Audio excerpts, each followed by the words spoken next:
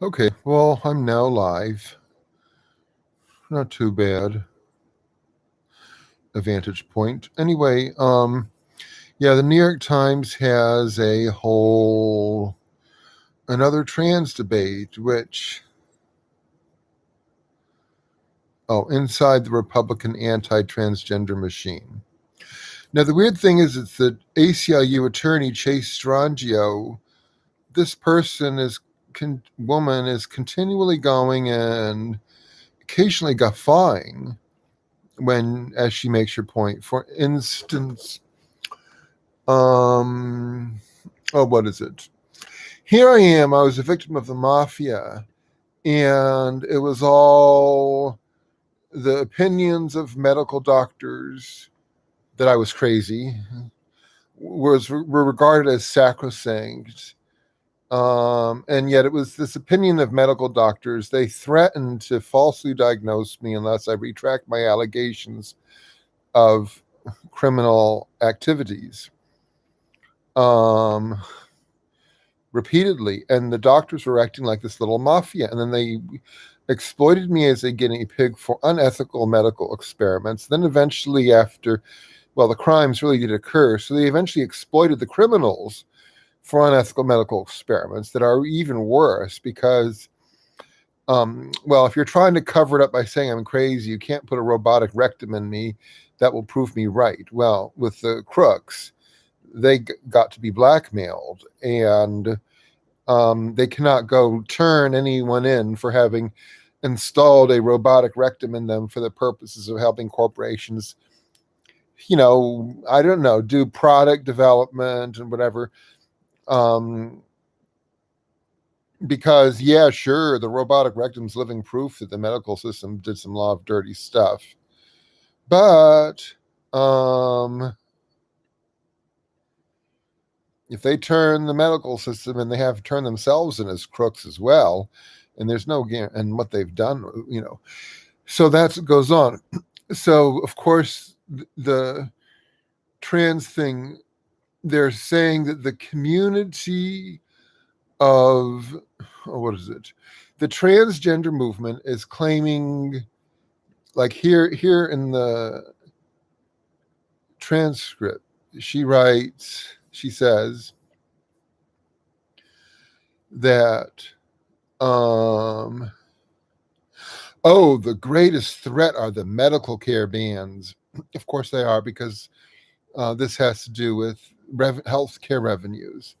And then mentions, these Republicans, they are not part of the community of psychologists and medical professionals who, there is this assumption that as long as a group of medical professionals, or as long as medical professionals as a mob declare that we have decided this condition exists, and we are going to go and say that various children need it, or various people need it, it's like they're God, and no one, and they're just right.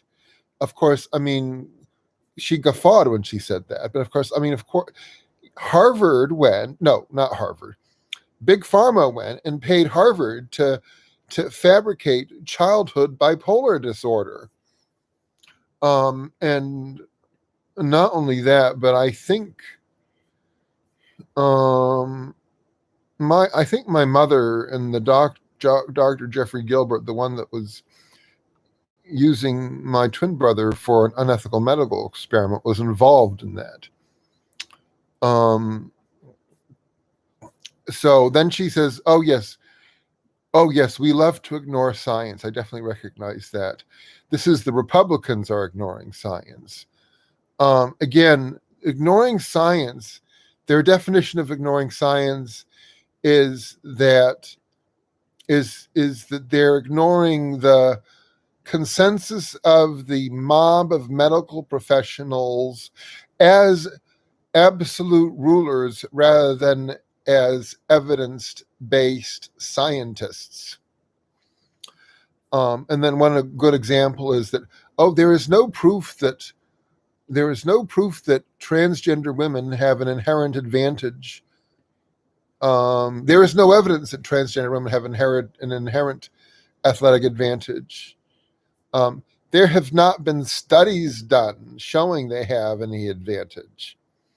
And if you were to try to do a study or try to design a study, it would be quite challenging because you may be absolutely certain that the transgender woman who used to be a man, if she had developed as a woman starting from before she was even in the womb, before she was even born, and no testosterone bathed her in those few weeks then, and then she didn't have super high testosterone as an infant, which is boys have, for those few months as an infant when when boys' brains grow way faster than girls' brains, and their bodies grow faster as well, I believe. Then so we would have to go take an embryo that was a boy, divide it into identical twins, clone it, and then figure out a way to interfere with all testosterone production in the womb. Try to force it to have the same exact gendered environment that a woman would have had, even though it's a man, which how can you do that? And then that's one of the clones you do that with. And the other clone you don't do that with. And then you figure out, and then afterwards, wait until they get to puberty, make sure that the transgender, and then see. So the woman who is always a woman, forced to be a woman, but what do you have there? And then take the man who is allowed to grow to a man, and then turn him into a woman, and then see, does he have an advantage over her? Well, probably.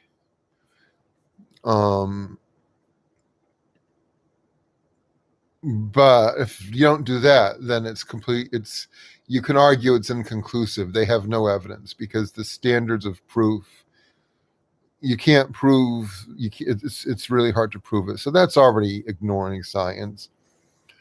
But why are the Republicans are acting like, I just have a feeling they are non-serious opportunists, or they might be.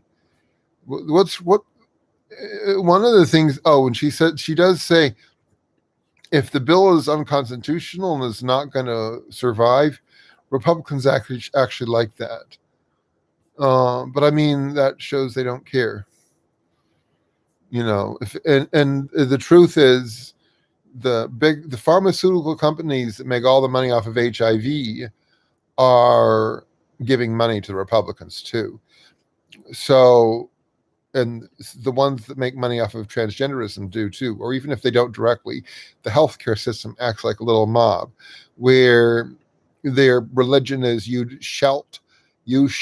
shalt not object to the desire for any particular sector of the healthcare system to maximize its revenue in a corrupt way that subordinates the population as secondary to the goal of maximizing healthcare revenues.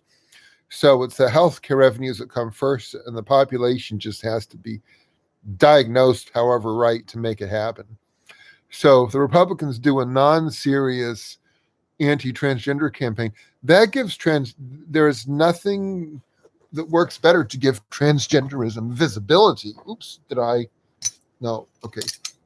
Nothing works better to give transgenderism visibility than stupid Republican bills. As well as they could have worded them right to point out that actually with transgenderism there isn't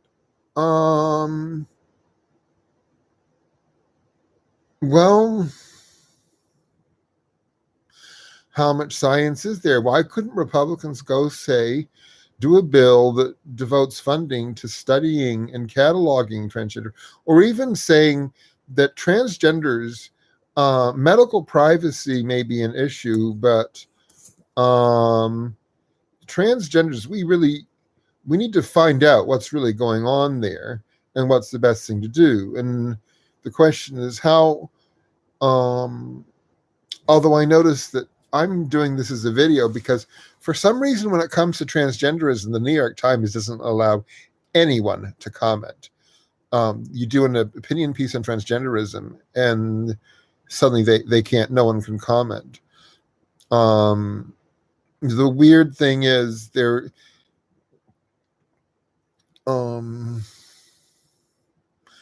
The other article in this is a woman who has a transgender daughter who says, "Oh, no, no, no, transgenderism isn't really a fad.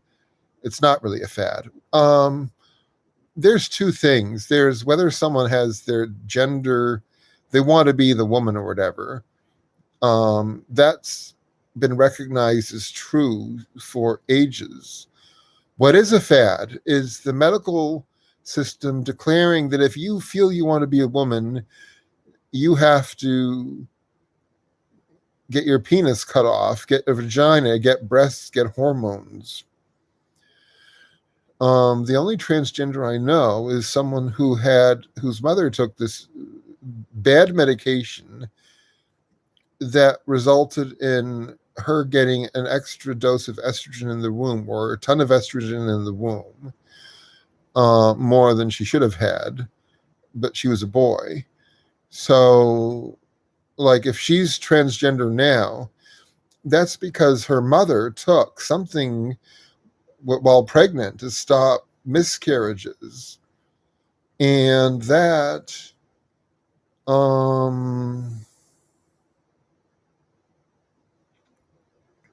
made her apparently did something to her brain that now makes her want to be transgender. Well, the question is, okay, fine, if you want to have a medical movement where you go and manipulate your hormones and all that stuff, and if you can make it work and people are happy doing that, oh, well, okay, fine. I mean, I don't know how much I should be paying for it. I should be, what do I need? I wouldn't mind having plastic surgery just because I'm getting a little bit older. Do I get that funded? My true self is not with wrinkles. My true self is not with wrinkles. I have wrinkle dysphoria. Isn't that a medical need? Why can't insurance cover my, I don't know, laser resurfacing for my eyes or something to get my skin around my eyes more youthful looking?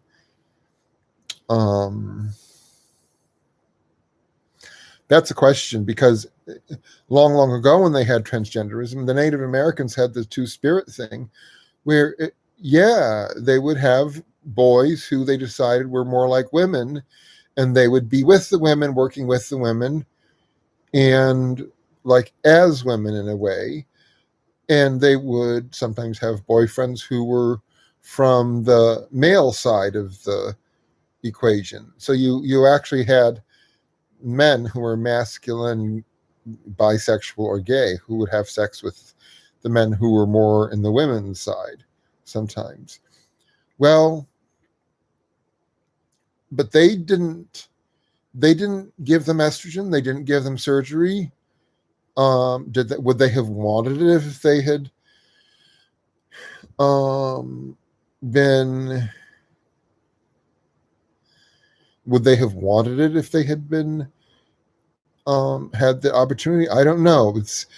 It's why does homosexuality and the ability to be yourself is like, what comes naturally to you? Are you being allowed to express it, or are you having it prohibited? It's a completely different matter when the right to a whole series of expensive healthcare procedures, and now they're saying it's a disability where you just need it. They never had this 100. They didn't even have any of this 100 years ago. So yeah, if it's I just, after my experiences with the corruption in the medical system, what can I say? I'm utterly against this whole fad. as well as this notion that all you have to have is a bunch of people within academia, professionals within academia, the was it scientific community, they declare like absolute rulers that this is so, and that's good enough. We do not question them. They are absolute rulers who got their insight from God. They're the representative of God, and God is ruling through them, and God decided that this is how it is with transgenderism, and they just know, and they don't have to go produce any studies and then show us how they were done so we can make sure that there wasn't, hanky-panky with the, lying with statistics part. They don't have to produce any studies showing what really is the case with transgenderism. They just, God spoke to them, they decreed, and we accept it. And then the court, and then you can sue, and lawyers can sue, and all they argue is that the medical community says blah, blah, blah, blah, blah, and that's that. That's the same thing as Brown versus Board of Education, where the psychology profession was able to get segregation declared unconstitutional because it made them feel inferior.